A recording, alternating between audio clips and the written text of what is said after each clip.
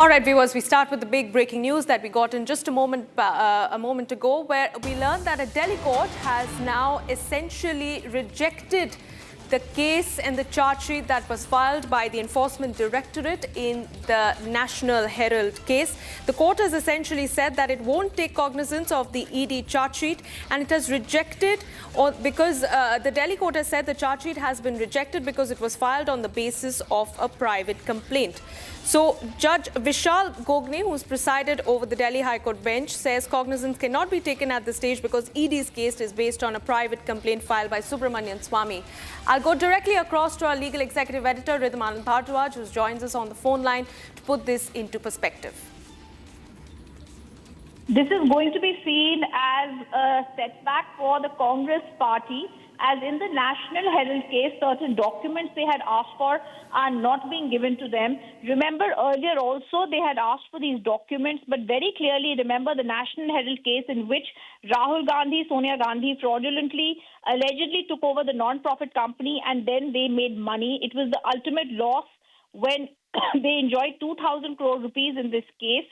And today we are getting to know the big breaking news that's coming in right now, that the court has said the documents that they have asked for, the Delhi Rouse Avenue court has ruled Rahul Gandhi, Sonia and the other accused are not entitled to a copy of the FIR, which is in proceedings that have arisen from the fresh FIR registered by the Delhi Police's Economic Offences Wing. This is crucial because they wanted the FIR. However, they have now been told that in this case, the FIR could not be given to them.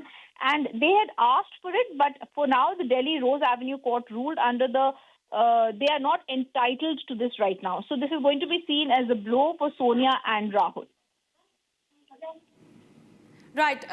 Ridham, I want you to stay on with me and tell us essentially with the court rejecting the charge sheet that has been filed by the Enforcement Directorate, what is the next legal recourse for the central agency as far as this case is concerned?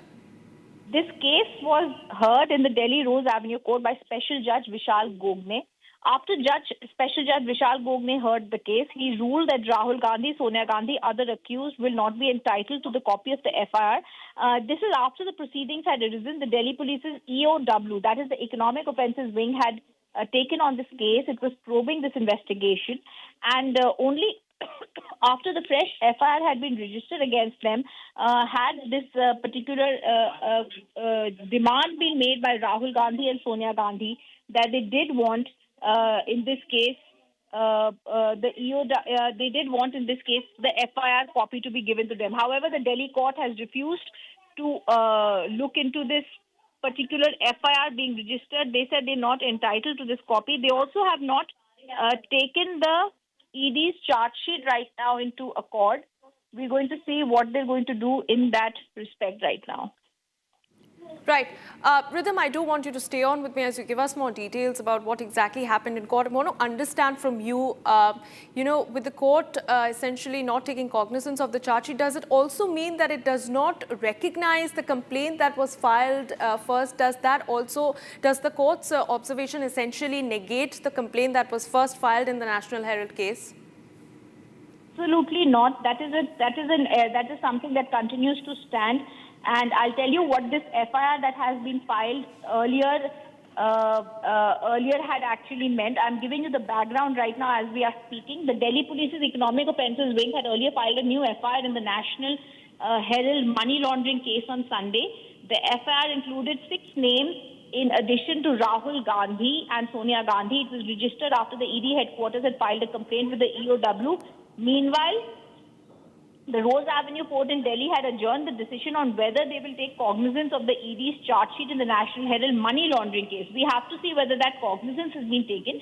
The charge sheet had named several Congress leaders. That includes Rahul Gandhi, Sonia Gandhi, Sam Pitroda, Suman Dubey, others under the PMLA. The ED had alleged financial irregularities involving Associated Journals Limited, the original publisher of the National Herald case. The court had earlier issued notices to Sonia Gandhi, Rahul Gandhi and others, noting they have a right to be heard before any decision on cognizance is taken.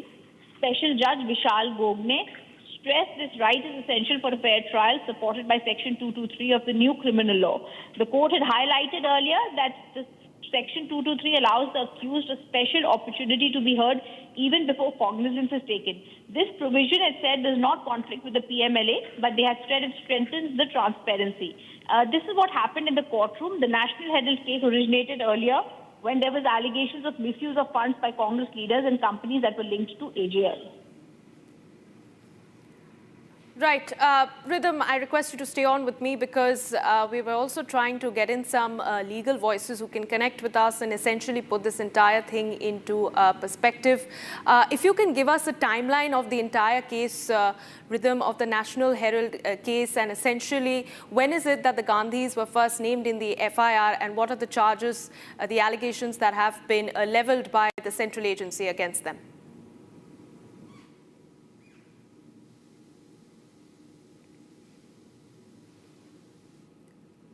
Rhythm, if you can hear me, if you're still connected with us, I'd like you to take us back to the first, through a timeline of the case when the Gandhis were first named in the FIR, and essentially what are the charges and allegations that were first leveled by the central agency against them. All right, we'll connect to Rhythm in just a short while. Viewers, staying on that big story and big headline of the hour, let's go across to Shambhavi, who joins us from the national capital with more details. Shambhavi, as I was just in conversation with Rhythm, if you can take us through the timeline of the National Herald case, and essentially when is it first that the central agency had named the Gandhis in their first FIR?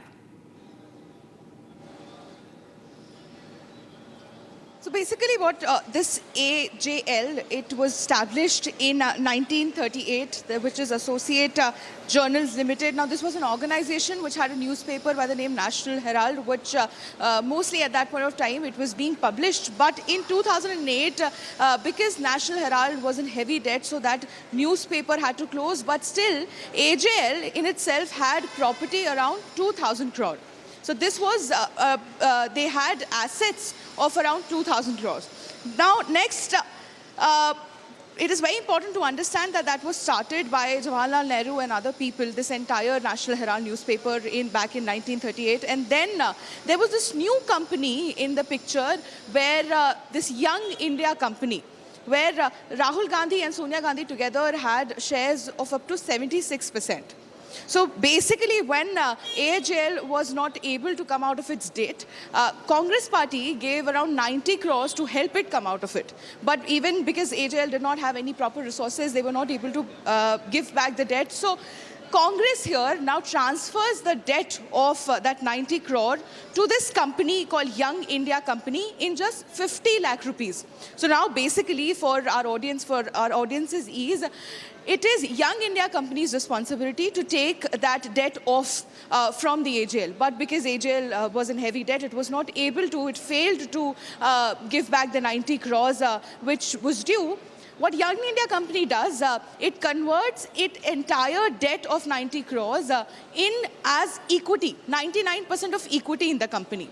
So now Young India Company owns all the assets, around 2,000 crore worth of asset of AJL.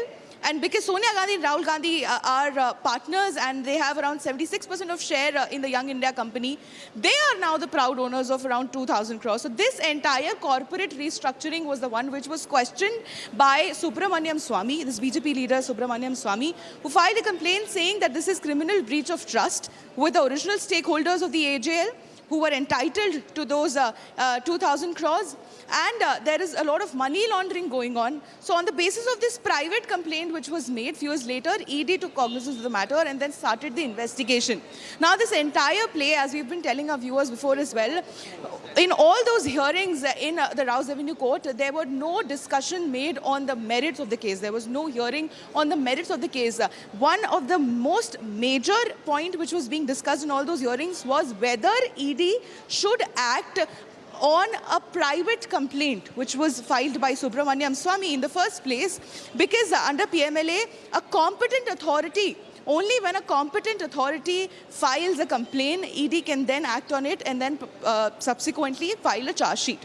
This was this entire matter, to which, after being deferred a couple of times, the court, Rouse Avenue Court Special Judge Vishal Gogne, gave an order today saying that it cannot take cognizance of the matter because ED cannot act on a private complaint which was filed by Subramanian Swamy. But another FIR has been filed by the Economic Offences Wing of the Delhi Police, and the court has said that ED can continue the investigation on that FIR. Back to you. Right. Shambhavi, I request you to stay on with me. First, let's take our viewers through some of the key findings that had been mentioned in the original ED charge sheet, with Sonia Gandhi being named as accused number 1, Rahul Gandhi as accused number 2, and the ED in its original charge sheet, and that categorically, mentioned the trail of funds that was being moved, how donations were being used, to settle young Indians' taxes.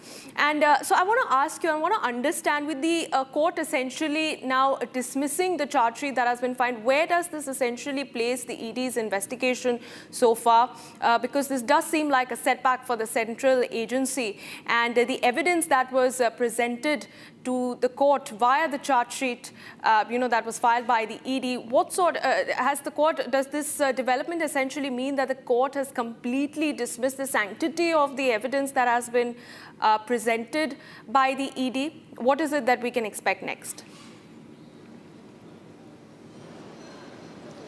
See, again, in the court, in all these proceedings, the evidence or the merits of the case were not discussed as of yet. The only matter of concern, because that will come post-trial. In the trial, when the trial goes ahead, when the proceedings goes ahead, the evidences, the witnesses and everything would come later. But first, does the ED have jurisdiction, or can ED act on a private complaint in the first place? Because that becomes step number 1 for all the evidences to be produced, or for the merits of the case to be discussed in the court in the first stand. But the first point was, can ED act? Can ED file a charge sheet on a complaint which was filed by Subramanian Swamy, an individual? Shambhavi, I request you to, Shambhavi, I'll just hold on to your thoughts over there, because I'm being joined by Advocate Kapil Sankla on the phone line. Advocate Sankla, thank you for connecting with us this morning, sir. What do you have to say about this big development in the National Herald case? Well, the law is expanding constantly as we see today, that the courts below have given some very important findings as far as the right of the accused to get a copy of the FIR. Now, the question in this is, as we know, that under the PMLA, the FIR is of 2 parts. One is of the General Act, which is under the IPC and now the BNS, etc. And the second is not technically an FIR, but an ECIR, which is what the ED is registered to do its own investigation. So now, in this case, the police had filed the FIR before the judicial magistrate, and order was directed that the same may be supplied to the accused. Now, in this case, the court has stated at this stage, the same cannot be supplied, and has stayed the order. It's very interesting what is going to happen. And the second important issue would be, as you rightly pointed out, whether the investigation can in fact start on basis of a private complaint or not, or whether that is an overreach by the ED under the circumstances. Right. So, what are the options that the ED has now in front of it to file a fresh FIR and proceed with the investigation? Because as we understand, sir, that the court on technical ground has given this order and has not necessarily commented on the merit of the case. That is absolutely right. So, the ED does not register an FIR, so to say. They register something called an ECIR. And the FIR is under the ambit of the then IPC, CRPC, or now called the BNS and BNSS. And on basis of that predicated offence as registered in the FIR, ED starts its investigation, which is a parallel proceeding to the proceeding that is also being conducted by the police. So under any circumstances, because there is no order on merit, it can, of course, be challenged, and it will be challenged, of course. And thereafter, the investigation will go to its, so to say, natural conclusion. The trial will go to its natural conclusion, because at this stage, there is no per se order on merits, but only order on technicalities. And as we were discussing, the thing about law is it's forever expanding. These special acts the PMLA Act, etc., are expanding. The powers of ED are also being constantly developed and narrowed down depending on the benches, depending on the cases, and depending on the issues before it. There have been instances where ED or special investigating units have overreached themselves. There have been cases where they've tried to conduct raids on lawyers as well, and that has been handled very heavily by the Supreme Court. And there have been issues where there have been active attempts to curtail their powers, which also has been protected by the Honorable Supreme Court. So, बहुत बड़ा एक बवंडर बनाकर ये चीज की जाती है. I'll be very brief in English. When I started arguing the case, after that, in the arguments I had told the court that this is a very weird case where there is not a millimeter movement of money, not a millimeter movement of immovable property. All the properties remain with AJL, and yet there is money laundering. AJL is now owned 90% by another company, Young India. That is all that has happened. Not-for-profit companies are made every time to make one company debt-free. Every corporate in India is doing it. To make my company debt-free, I can have a transfer of shares. But Young Indian Company is a very remarkable company. It's a not-for-profit company where all the directors, Kharge ji, Sonia ji, late Motilal Vora ji, etc., etc., not one of them can get 1 paisa dividend, even if they want to give a dividend. They can get no profit. They can get no dispersal. They get no car, building, staff, nothing. And there is money laundering. So today the judgment is significant because cognizance is the lowest form of dealing with a case. It is very easy to take cognizance of a case. It means that the case is not worth taking cognizance of.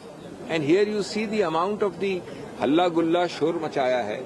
BJP has made a superstructure of exaggeration. Thank you. Do you think there is a motive behind this Delhi police FIR? Delhi police FIR is a subsequent development intended to cure, supposedly to cure the defect I pointed out when I argued the matter. Because there was no FIR earlier by the Delhi police. Thank you so much, sir. Right, all right. That was the first response that was coming in from Abhishek Manu Singhvi on this big development in the National Herald case. Viewers, ED sources now giving us more details. The court has given order essentially on technical grounds and not commented on the merits of this case. And the investigation will essentially continue based on a new FIR that will be filed soon. And the ED has maintained that there is a very clear-cut case of money laundering. All right, we have Deputy Executive Editor Shravan Sen, who joins us live from the newsroom with more details and to put this into perspective.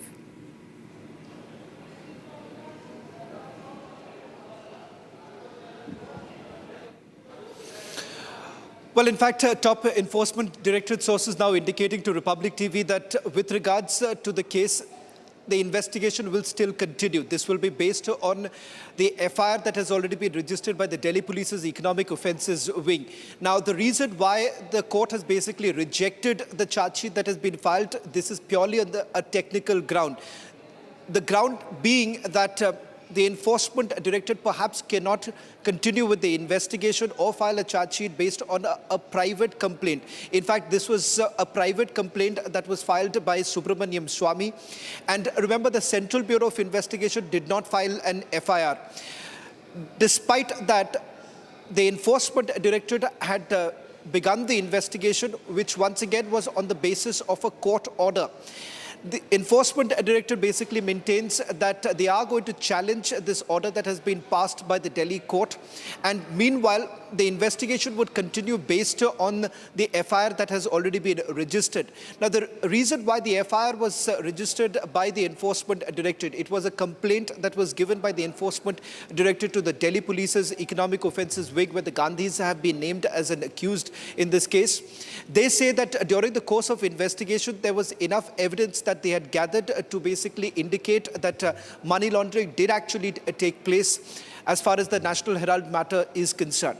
The direct allegations that have been leveled against the Gandhis that they were basically in a decision-making power, they had the decision-making power to begin with, and more importantly, some decisions that were taken in the garb of bringing in others as directors in the company.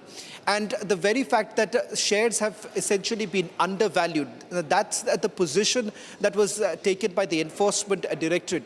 Now, when exactly would this be challenged by the Enforcement Directorate? That's not known, because the matter had come up in the court today, where the court was supposed to take cognizance of the prosecution complaint, which is essentially the charge sheet that has been filed, where the Gandhis have been named as an accused. And they've essentially been able to add evidence to this entire charge sheet that has been filed, where they have put out the role of Rahul Gandhi as well as Sonia Gandhi, and the fact that they were part of the decision-making body. And more importantly, they have also documentary evidence of the fact that certain decisions were essentially taken by the Gandhis, which not only undervalued the shares, and more importantly, they had taken the... We'll try and see if we can also get across some of the responses that are coming in, because for the Gandhis right now, undoubtedly, it's a partial relief to begin with, Iona, because had the charge sheet been taken into cognizance by the court, it would have meant that charges would have been framed. Now, that has been put on hold. This entire investigation would once again begin from the scratch. The reason being that the charge sheet has been filed, but the court hasn't taken cognizance, and they would now have to depend on the economic offences wing to begin the initial probe, and thereafter taking note of the predicate offence here, they would have once again started this entire investigation. Now, the process of it, whether at all the Enforcement Directorate is once again going to question all the accused, that is not known at this stage. Right. Shravan, I request you to stay on with me and do tell us, with this setback for the central agency, how strong of a case can we expect the ED to build here on with this fresh investigation, as you rightly mentioned, keeping in mind the evidence, the documents that are already in possession with the Enforcement Directorate? The Enforcement Directorate, all this while, did maintain that they have enough evidence to prosecute the Gandhis. In fact, they say that during the course of investigation, they've recorded the statement of the Gandhis, which already indicated that they were aware of the decisions that were taken. In fact, the land that was handed over, and more importantly, how the shares were undervalued here, and more importantly, over a period of time where the basic purpose of which loans were basically taken were not fulfilled. Now, these are some of the aspects that are being looked into by the Enforcement Directorate. They do have what they maintain a watertight case. But the reason why today the case has been rejected is primarily on the grounds that this was based on a private complaint. The complaint was initially filed by Subramanian Swamy, and thereafter, when the matter came up before the court, the Enforcement Directorate was essentially directed to take up the entire matter. And over a period of time, over the course of the last few years, the Enforcement Directorate carried out a full-fledged investigation. Right now, it would be going back to the drawing board and once again beginning the entire investigation. But there is a high possibility that the Enforcement Directorate would essentially expedite this entire matter, because they have had enough evidence. They have already completed recording the statements of all those accused. But whether at all from the procedural point of view, or whether at all they would be able to continue doing so based on the private complaint, that is something that one will have to wait and watch. Right. All right, Shravan, thank you very much for giving us those details. Meanwhile, viewers, let's take you through that response that came in earlier from the Defence Counsel Advocate Abhishek Manu Singhvi. Listen in. When I started arguing the case, after that, in the arguments I had told the court that this is a very weird case where there is not a millimeter movement of money, not a millimeter movement of immovable property. All the properties remain with AJL, and yet there is money laundering. AJL is now owned 90% by another company, Young India. That is all that has happened. Not-for-profit companies are made every time to make one company debt-free. Every corporate in India is doing it. To make my company debt-free, I can have a transfer of shares. But Young Indian Company is a very remarkable company. It's a not-for-profit company where all the directors, Kharge ji, Sonia ji, late Motilal Vora ji, etc., etc., not one of them can get 1 paisa dividend, even if they want to give a dividend. they can get no profit, they can get no dispersal, they get no car, building, staff, nothing. And there is money laundering. So today the judgment is significant because cognizance is the lowest form of